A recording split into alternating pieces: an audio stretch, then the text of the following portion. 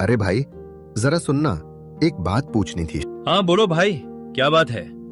कहीं रास्ता तो नहीं भूल गए? नहीं, रास्ता तो सही है, लेकिन ये सामने जो ढाबा है ना, इसका नाम आखिरी निवाला क्यों लिखा है?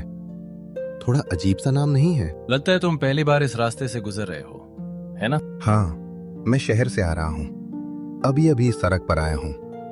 दूर से ही ये बोर्ड देखा तो सोचा पूछ ही लूं। लोग अक्सर यही पूछते हैं, क्योंकि इस ढाबे का नाम ही नहीं, इसकी कहानी भी थोड़ी अजीब है। कहानी? कैसी कहानी? लोग कहते हैं जो भी यहाँ खाना खाता है वो उस स्वाद को जिंदगी भर नहीं भूल पाता।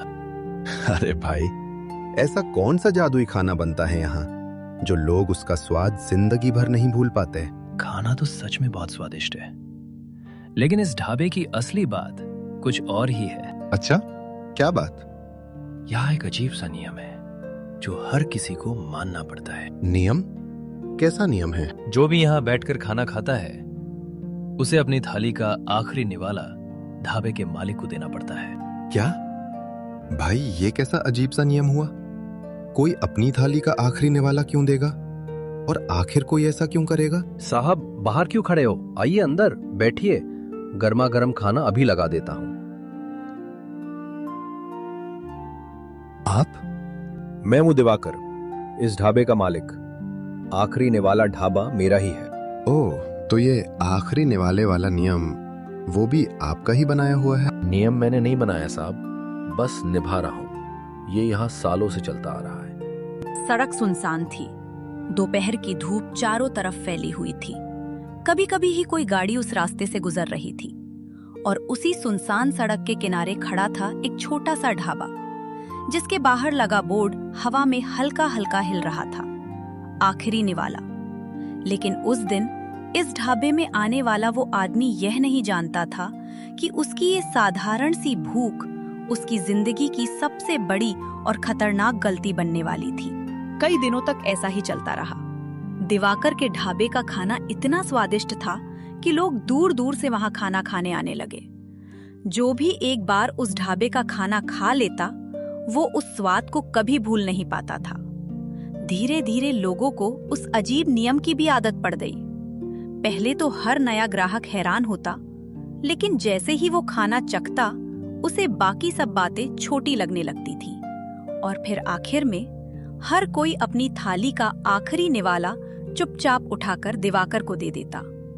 दिवाकर भी हमेशा उसी शांत मुस्कान के साथ वो निवाला ले लेता और बिना कुछ कहे वापस अपने काम में लग जाता।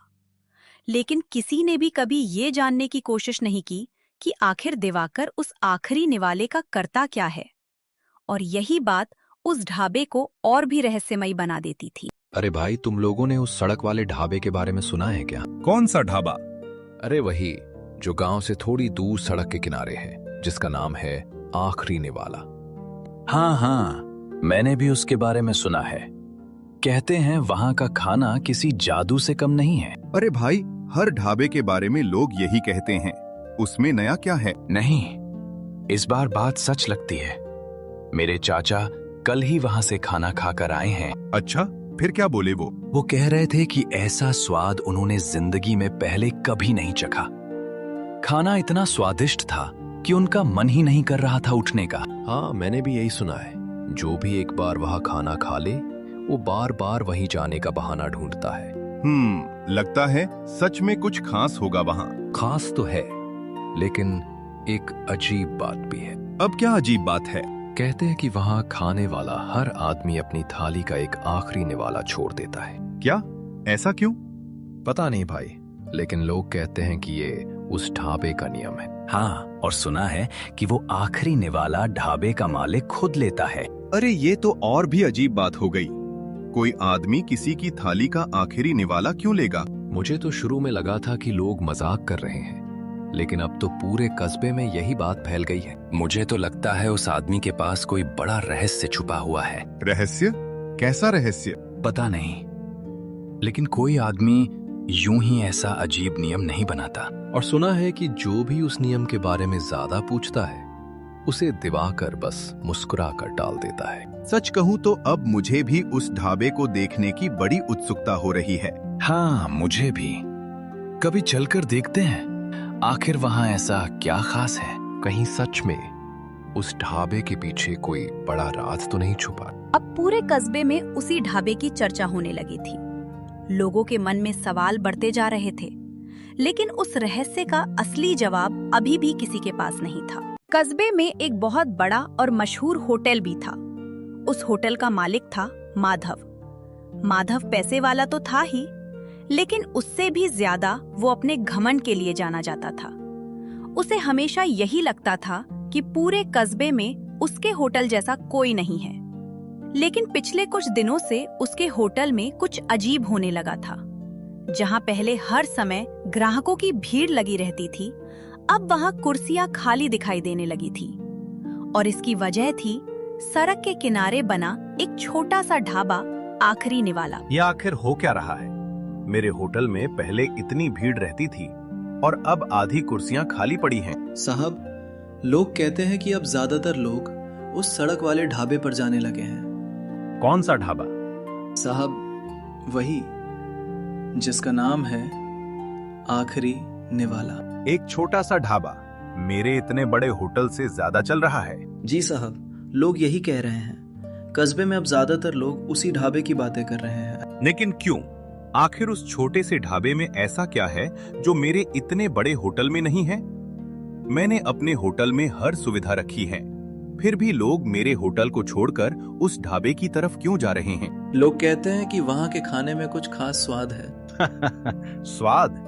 अरे मेरे होटल में शहर से रसोइये आते हैं। जी साहब, लेकिन लोग ये भी कहते हैं कि उस ढाबे में कोई रहस्य छुपा हुआ है। कई लोग तो ये भी बोल रहे हैं कि वहीं की कोई खास बात है जिसकी वजह से लोग बार बार वहां खींचे चले जाते हैं। रहस्य? कैसा रहस्य? कहते हैं कि वहां एक अजीब सा नियम है। जो भी वहां खाना खाता है उसे अपनी थाली का आखिरी निवाला ढाबे के मालिक को देना पड़ता है। क्या? ये कैसा अजीब नियम हुआ? कोई आदमी अपनी थाली का आखिरी निवाला किसी और को? लेकिन साहब, पूरा कस्बा अब उसी ढाबे की बातें कर रहा है। मैंने इस होटल को खड़ा करने में सालों की मेहनत और लाखों रुपए लगाए हैं, और एक छोटा सा ढाबा मेरे सामने ही मेरा धंधा खराब कर रहा है। तो अब क्या करेंगे साहब? आज मैं खुद वहां जाऊंगा। आप उस ढाबे पर? हाँ, आज मैं अपनी आंखों से देखूंगा कि उस ढाबे में ऐसा क्या राज छुपा है जो पूरे कस्बे को अपनी तरफ खींच रहा है। लेकिन साहब, अगर सच में वहां कोई रहस्य हुआ तो आज वो रहस्य भी सामने आ जाएगा। माधव के चेहरे पर एक अजीब सी मुस्कान थी। उसे लगता था कि वो सब समझ जाएगा, लेकिन उसे ये नहीं पता था कि जिस रहस्य को जानने के लिए वो जा रहा है, वही रहस्य उसकी जिंदगी की दिशा बदलने वाला था। उस रात माधव चुपचाप अपने होटल से निकला और सीधा उस सड़क की तरफ बढ़ गया जहां आखिरी निवाला ढाबा था। अंधेरा धीरे धीरे चारों तरफ फैल चुका था। सड़क लगभग सुनसान हो गई थी। माधव ढाबे से थोड़ी दूरी पर एक पेड़ के पीछे छिपकर खड़ा हो गया और चुपचाप दिवाकर को देखने लगा। उसने देखा कि ढाबे पर आए हर ग्राहक की प्लेट से दिवाकर सच में एक एक निवाला अलग रख रहा था। पहले तो माधव को लगा शायद यह सिर्फ लोगों को दिखाने के लिए हो, लेकिन दिवाकर सच में हर प्लेट से वो आखिरी निवाला लेकर एक छोटी सी थाली में रखता जा रहा था। धीरे धीरे रात गहराने लगी और कुछ ही देर में ढाबे के सारे ग्राहक चले गए। अब ढाबे पर सिर्फ दिवाकर ही रह गया था। माधव अब भी छिपकर सब देख रहा था। दिवाकर ने चारों तरफ नजर घुमाई, जैसे वह ये देख रहा हो कि कोई उसे देख तो नहीं रहा। फिर उसने उन सारे निवालों को एक पुरानी सी थैली में डालना शुरू कर दिया। माधव की जिज्ञासा अब और बढ़ गई थी। थैली भरने के बाद दिवाकर ढाबे की बत्ती बुझाकर धीरे धीरे सड़क के दूसरी तरफ चलने लगा। माधव ने तुरंत फैसला किया। वह भी चुपचाप दिवाकर के पीछे पीछे चल पड़ा। उसे आज हर हाल में ये जानना था कि आखिर उन आखिरी निवालों का रहस्य क्या है। दिवाकर कस्बे के पीछे एक पुराने खंडहर के पास जाकर रुक गया। वहां कुछ गरीब लोग रहते थे। दिवाकर ने अपनी थैली उतारी और एक गरीब आदमी के हाथ में दे दी। अरे दिवाकर भैया, आज फिर इतना सारा खाना ले आए? हाँ भैया, आज ढाबे पर भीड़ थोड़ी ज्यादा थी, इसलिए आज खाना भी थोड़ा ज्यादा इकट्ठा हो गया। भगवान आपका भला करे भैया, कई दिनों से बच्चों को पेट भर खाना नहीं मिला था। कोई बात नहीं, जो लोग ढाबे पर खाना खाते हैं उनकी प्लेट में थोड़ा थोड़ा खाना बच ही जाता है। मैं वही सब इकट्ठा कर लेता हूँ। तो इसलिए आप हर प्लेट से वो आखिरी निवाला अलग रख लेते हो?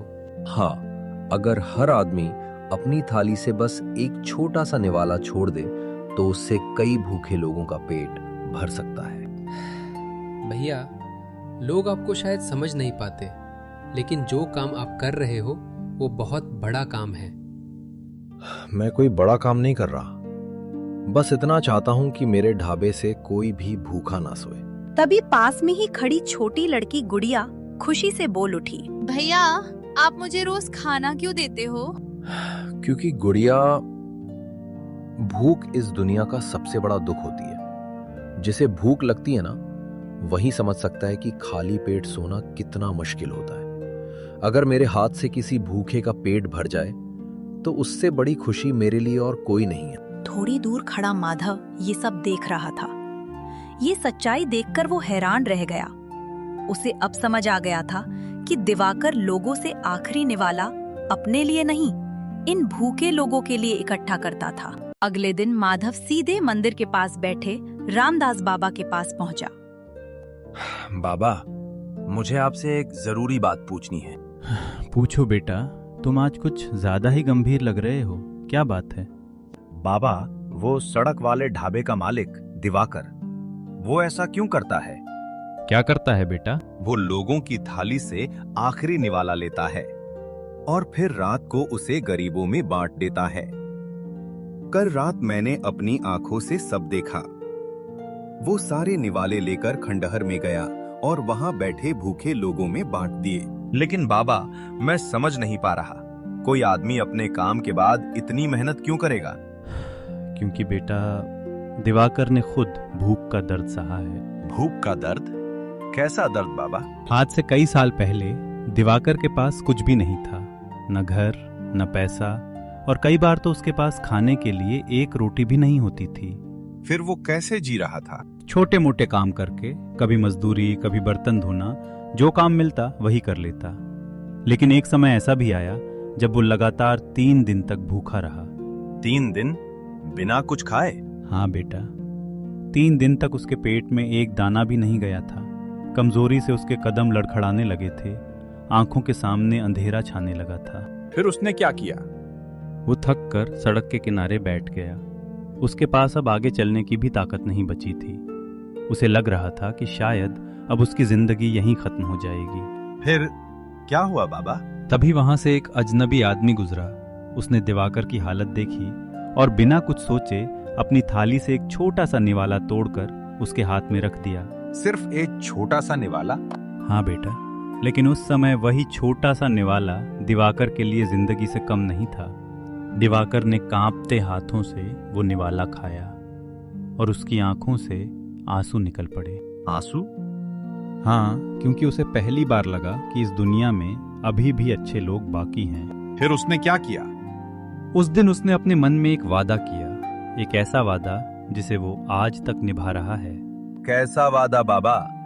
उसने ठान लिया कि अगर कभी उसके पास खाना हुआ तो वो किसी भूखे इंसान को खाली पेट नहीं जाने देगा। इसलिए वो आज भी लोगों की थाली से आखिरी निवाला इकट्ठा करता है? हाँ बेटा, क्योंकि उसे पता है कि कभी कभी एक छोटा सा निवाला भी किसी भूखे इंसान की जिंदगी बचा सकता है।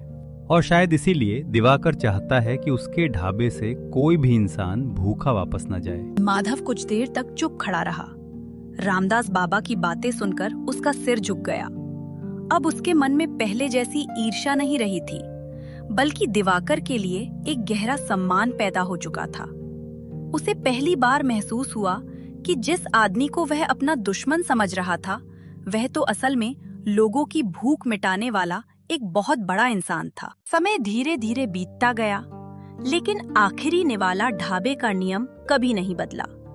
हर दिन कई लोग वहां खाना खाने आते और अपनी थाली का आखिरी निवाला चुपचाप दिवाकर को दे जाते।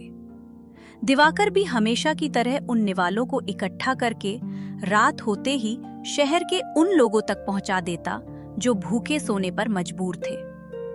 लेकिन एक दिन कुछ अजीब हुआ। सुबह जब माधव ढाबे पर पहुंचा तो ढाबा बंद पड़ा था और दिवाकर कहीं दिखाई नहीं दे रहा था। तभी उसकी नजर मेज पर रखी एक छोटी सी चिट्ठी पर पड़ी। माधव ने कांपते हाथों से वो चिट्ठी उठाई और धीरे धीरे पढ़ने लगा। चिट्ठी में लिखा था, माधव, शायद अब मेरे जाने का समय आ गया है। मैंने जिंदगी में बस एक ही दर्द देखा है, भूख का दर्द। जिस इंसान ने कभी भूख सही हो, वो जानता है कि खाली पेट सोना कितना मुश्किल होता है। इसीलिए मैंने इस ढाबे का नाम आखिरी निवाला रखा, ताकि हर इंसान को याद रहे कि उसकी थाली का आखिरी निवाला किसी और की जिंदगी की उम्मीद बन सकता है। अगर हर इंसान अपनी थाली का सिर्फ एक छोटा सा निवाला किसी भूखे के लिए बचा ले, अगर हर दिल में थोड़ी सी इंसानियत जाग जाए, तो यकीन मानो इस दुनिया में कोई भी इंसान भूखा नहीं सोएगा। याद रखना माधव, किसी भूखे को दिया गया एक छोटा सा निवाला किसी की जिंदगी की सबसे बड़ी खुशी बन सकता है। चिट्ठी पढ़ते पढ़ते माधव की आंखों से आंसू बहने लगे। उसे आज समझ आया कि दिवाकर का असली मकसद सिर्फ ढाबा चलाना नहीं था, वो तो लोगों को इंसानियत सिखा रहा था। तो इस कहानी से हमें ये सीख मिलती है कि हमें कभी भी खाने की कदर भूलनी नहीं चाहिए, और अगर हो सके तो अपने खाने में से थोड़ा सा हिस्सा किसी भूखे इंसान के लिए जरूर बचाना चाहिए। कभी कभी एक छोटा सा निवाला किसी भूखे इंसान के लिए पूरी दुनिया की सबसे बड़ी खुशी बन जाता है। अगर हर इंसान अपने खाने में से बस एक निवाला किसी भूखे के लिए बचा दे, तो शायद इस दुनिया में कोई भी इंसान भूखा सोने को मजबूर नहीं होगा।